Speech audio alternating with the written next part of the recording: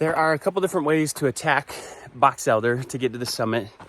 Today, I'm showing the route from Alpine up the Dry Creek Trail. I'm actually going to show the route where you wrap around the front side, so the west side of Box Elder Peak, over to the saddle between South Box Elder and Box Elder, and then up the south face. And then I'll show the trail coming down the north face. Right here at about the 1.25 mile mark, you come to a beautiful little open meadow that has a trail that actually crosses the river over to another beautiful little open spot that I'll show you on the way down. I'll take that trail that's on the north side of the creek on the way down today. The year 2022 has been an absolutely incredible year for fall colors. The last 2 winters, we kind of had a really early winter, and right as the leaves were changing, and I think it stunted the changing of the seasons. And so 2 years ago. So right here at about 1.5 miles, you come to a little stream crossing. Miko loves to get a little water here, sometimes lay down and cool off. There's a little bridge that you can cross, but there's a lot of stones that you can walk across, so not that big a deal. But you'll find this at about the 1.5 mile mark. All right, and then right about here at the 1.7 mile mark, you come to a little green sign that says Observation Rock to the left and Horsetail Falls to the right. I'm going to show you what Observation Trail looks like. It is not very far to get out here, only about 50 feet.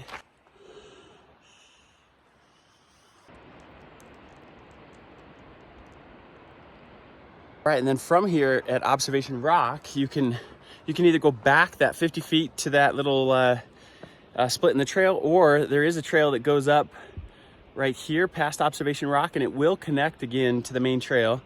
It's a beautiful October day, October 12th today. The temperature is absolutely incredible. It's probably mid 70s, low 80s in the valley. And up here, I'm feeling like it's about 70. So it's a little warm. I'm getting a little sweat on. This Box Elder hike is about 13.5, 14 miles. I have not brought any water with me. I'm trying to train my body, doing the Grand Canyon in a couple weeks. So I'm trying to train my body to not need water in case I run out. Then I know that I can go longer distances without as much water. So I'm not bringing any water today. I did that last Sunday as well on this hike. And I was definitely thirsty when I got done. But it's good training to kind of train my body. I don't necessarily recommend that for anybody else. It's something that I've been doing for years. Any run that I do, 10 miles or less, I never take any water with me. So I'm not recommending that. It's just something that I've been playing around with a little bit for myself. But this is an extensive hike. You'll gain about 5,500 feet in elevation over 13.5 to 14 miles. So definitely recommended to bring about 2 liters of water. There's lots of river crossings for Nico, so I don't bring anything for him either. He gets plenty of water. There's also a little spring as we come down the north side of Box Elder where I drink out of, and one other spot that is a nice spring that I'll drink out of and get a little water. But when you're out in the outdoors, just make sure that you're always prepared and that you bring, and that you know your abilities and that you know your limits and your strengths, and always be prepared. It's better to take more and get back in the car and be like, well, I didn't need to bring that, than get stuck out in the mountains and wish you had something. Alrighty, the next point that you come to on your journey, we're 1.98 miles in. So just about the 2 mile mark, you'll run into this post. You've got a trail that goes to the left.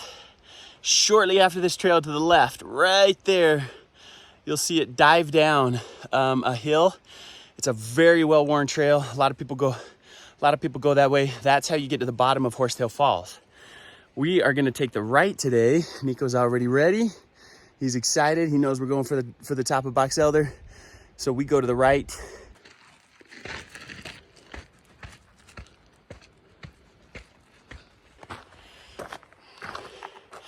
Come on, buddy. There he is. Nico's a little bit sluggish today. I can kind of tell. We went down to Vegas, left at 4 o'clock in the morning yesterday, and helped our friends get engaged did a fun little surprise. She was kind of like my little sister growing up, named Heather. Did a fun surprise for her. I've become really good friends with her now fiance. So I helped him with the whole surprise. And then Heather and Colton love Nico, so we took Nico down there. And he sat in the car yesterday for about 12 hours, driving to and from Vegas, and a nice early wake-up call at 4 a.m. So he's dragging a little bit today, but he is just an absolute beast and an incredible creature. That dog is a great mountain dog. Come on, buddy. He's 10 years old. As I sit in my house in Utah Valley, I can look up at any peak. And he's been there. He's at 10 years of age, he's about almost as strong as he's ever been. He's just he's in incredible health. Try to give him his most healthy diet as I can, give him lots of exercise, but I can definitely tell he's a little sluggish today from that 12-hour car ride sitting on his butt all day yesterday. So typically what I'll do if he's being a little sluggish, I'll call him up here. Nico, you wanna go? And he gets excited. What is that? And I'll let him lead for a little bit. Let him set the pace. Ooh, the aspens are starting to boom. It is absolutely incredible up here. So we're at about 2.4 miles now. And you'll see sceneries like this, and you'll come to another little split in the trail. If you go straight, that'll take you to Box Elder. If you go left, that'll actually take you, that trail right there, will take you above Horsetail Falls to a nice little place that you can slide down rocks on the water into a nice little pool on a hot summer day. Or right now, if you're crazy, I don't particularly love cold water, so I'm not going to be doing that today, but this will take you to the top of the falls. And then from the top of the falls, this is actually how I'm going to go down today. I'm going to take this little fork and I'm going to go to the top of the falls, and I'll show you what it looks like from there. But that's at about 2.4 miles. You got that little marker. So we're going to go straight for Box Elder. Come on.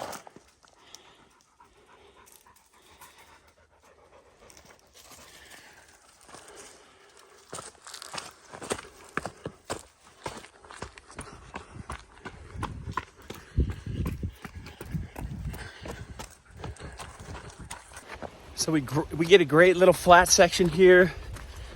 On little in mountain ventures like this, I like to push the pace, which helps strengthen my heart, my lungs, my muscles, etc. It gets you a good workout. Everybody has different philosophies while trail running, and I've kind of settled on one that I really like, and it's just run what you can run. Like whenever you find yourself out here just enjoying the endorphins and enjoying the gorgeous scenery, and if you feel like you can run, just say to your mind, is this runnable? And then just start pushing yourself. And you'll find how much your body can do if you just kind of push your limits. But then if I don't feel like it's runnable and I don't feel like I can run, then I just slow it to a nice brisk hike and a brisk walk. However you like to enjoy the mountains and however you feel. I mean, trail running is definitely an individual journey, and it's all about your enjoyment, your pleasure, and you enjoying the beautiful nature that we live in. So right here, we're at about 2.95 miles, coming to another little stream crossing. Go.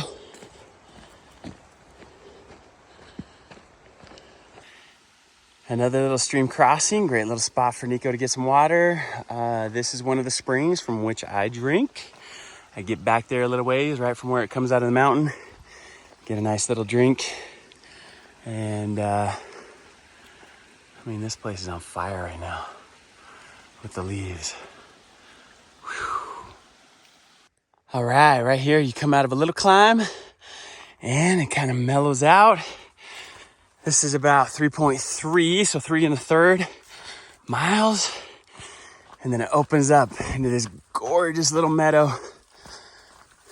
that is on the north side of the Box Elder Couloir. Let me get you a great view of that. Here in a second, it opens up behind these trees. Boom. So right there is Box Elder Peak. And the North Ridge is right there. Today we are gonna go through this meadow and wrap around the front side and go up the South Ridge to the summit. But this is about 3 1/3, about the halfway point on your way up. We've gained 2,642 in elevation, 3.35 miles, and we're at about, 8,300 feet in elevation. The top of Box Elder is at 11,101. And I'll show you right here through this little meadow as we give you more beautiful views of that North Couloir of Box Elder. Absolutely incredible.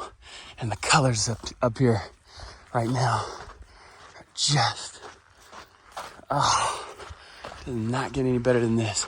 But those trees right there, that patch right there, and a little bit on the front side of Box Elder is the reason why we're taking the route that we're taking today. I saw those from down in the valley, and they were good looking last Sunday, but they look even better now. So here you've got a little fork in the trail. Today we're gonna take the one to the right. That's the one that goes up this little valley and then wraps around the front side of the peak. If you go to the left here, that'll take you up to a little meadow and a saddle up there that connects you with American Fork Canyon, and it'll take you up the North Ridge to Box Elder. So today we're gonna be taking this one. So if you wanna wrap around to the west side of Box Elder, make sure you take the one to the right here.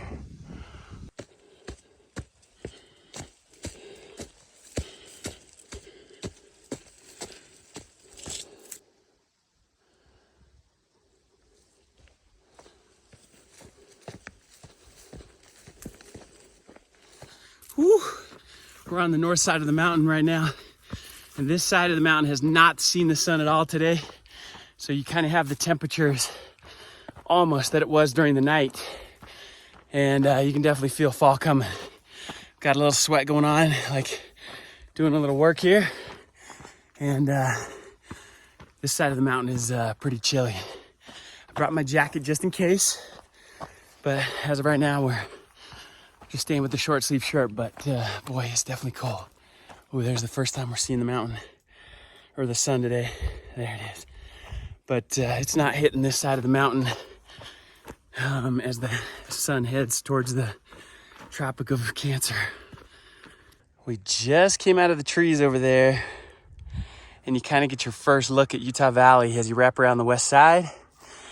Brought out the camera right here as well to just kind of point out where Horsetail Falls is. It's right there.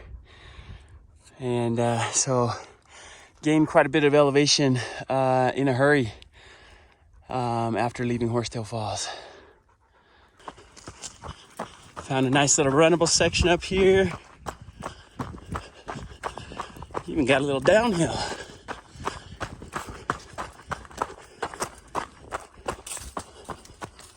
Oh wow. Oh wow. Oh wow, wow, wow. Aspens are my favorite tree, and this is a big part of the reason why I came up here today.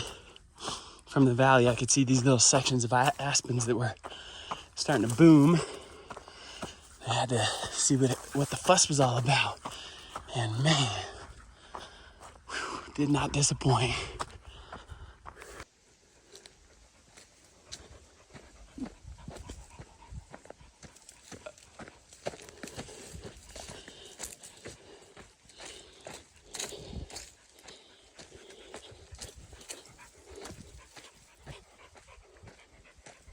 I'm 100% convinced that Nico enjoys this and feels just as many endorphins as I do. Remember when he was a little bit sluggish earlier? Now he's like right behind me, bouncing off the walls, loving every step. This dog loves to get outside. Alrighty, right about here, the 5.38 mile mark. You come to another little junction. It's more a junction for the downhill than it is the uphill.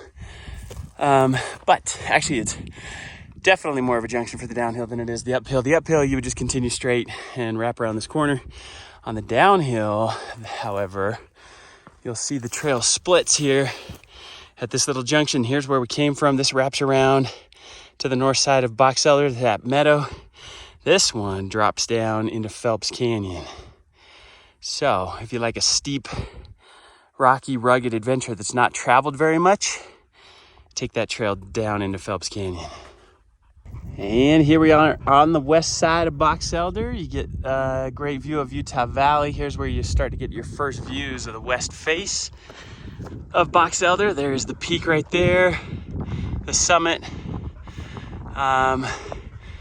What you can see from the valley that some locals call the Sleigh Runner or the J is right there.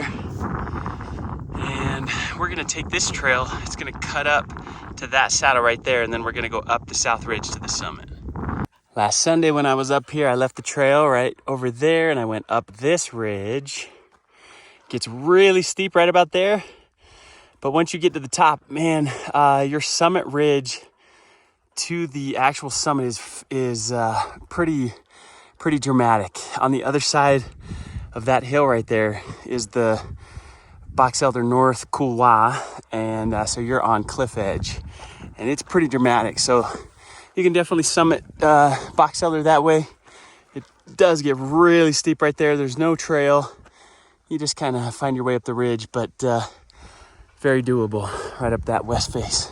We just crossed under the J, or the Sleigh Runner, right there. There's a big canyon right there. And I noticed there's a little split in the trail. So this one to the right will wrap around, that Nico's on. That'll wrap you around to the saddle that will connect you with the trail that goes around the American Fork Canyon side around Box Elder. I'll show you on the map when we get down. But if you want to get to the top of Box Elder, you go here to the left. Attaboy. All right, we just hit the 6 mile mark, just over 2 hours, 4 minutes. So we're just going under 3 miles an hour. All right, here we are at the saddle between South Box Elder Peak and Box Elder Peak right there. We're gonna go up the South Ridge right there. Here at the saddle, you get your first look over into American Fork Canyon. Attaboy.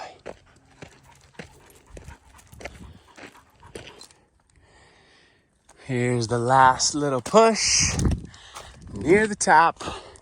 And see, Nico gets a little bit more excited about summits and has that 4-wheel drive to get up there. He lives for these peaks. Here's a great view of Mount Timpanogos and South Box Elder, Utah Lake, Utah Valley. A little windy up here. There's Lone Peak peeking around the corner. Nico's almost on the summit. Look at these views. Wow. This is one of the best summits in the Wasatch, in my opinion. Ooh, there he is. He absolutely loves summiting peaks.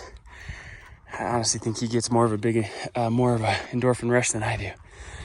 But check out this view off the north side down into the Couloir. And right there is the meadow at the 3.5 mile mark, or the 3 1/3 mile mark, about the halfway point up here. This trail is going to drop you back down into Dry Creek in Alpine, where we came up from, and will connect us again with that meadow at the 3 1/3 mile marker. Right there is Pfeiffer Horn and Upwap. Just crossed the 10 mile mark, and this is one of my favorite spots on this trail.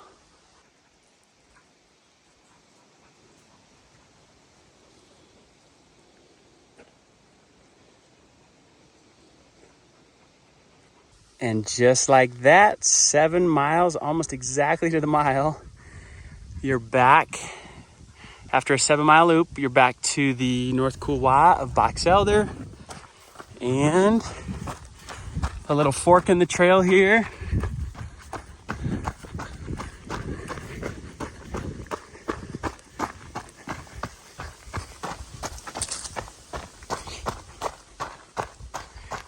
a little fork in the trail at the meadow that you hit at 3 1/3 mile on the way up.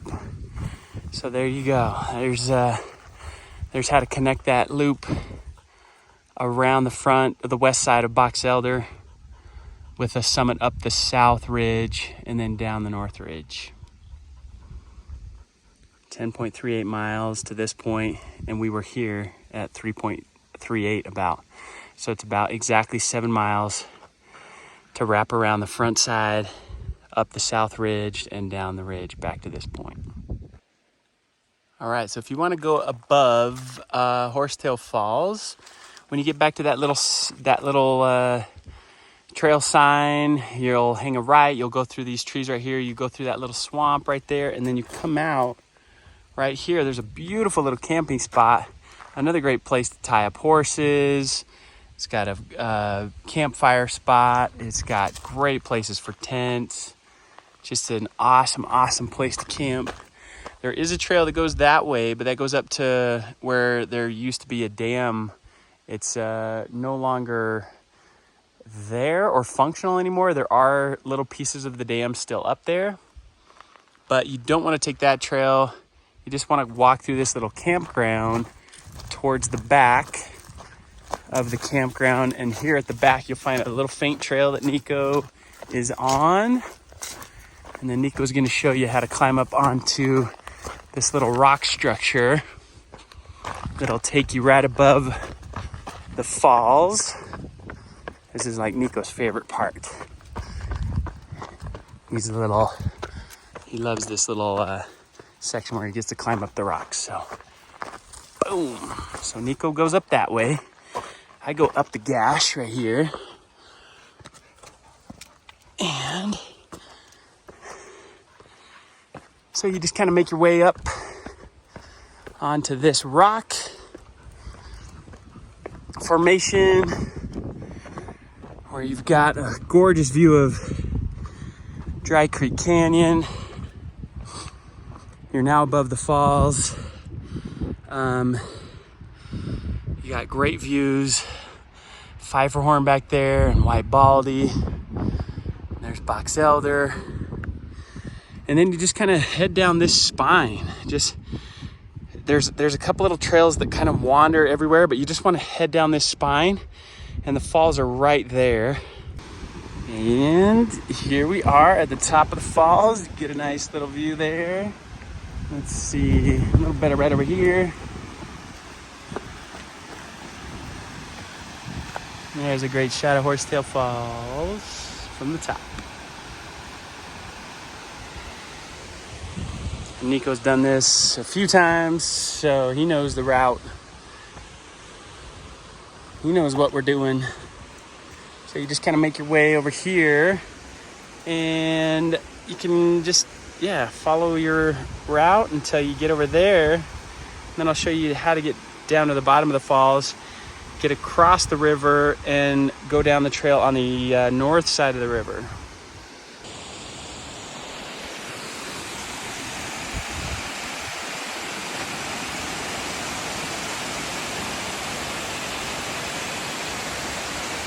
All right, made it to the bottom of the falls here. It's a gorgeous view, and then Nico knows what's next. He's gonna head over to his little spot where he likes to go down, and I'm gonna go my little spot where I like to go down. So I like to do this little jump, and then drop here. And I try to beat Nico every time if I go in my route, but he usually beats me, and there he is. And then you can just kind of follow these rocks across the bottom of the river at the bottom of the falls.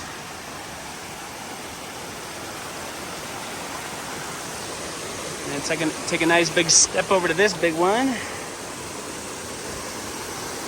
Make your way up here. You get some really cool views of the falls from here. And then what you're gonna wanna look for is this little exit right here. So there's a little bit of a trail, a very faint trail. It's getting thicker the more people go on it. but you're gonna follow this out and get on the main trail that takes you down the north side of Dry Creek in Alpine.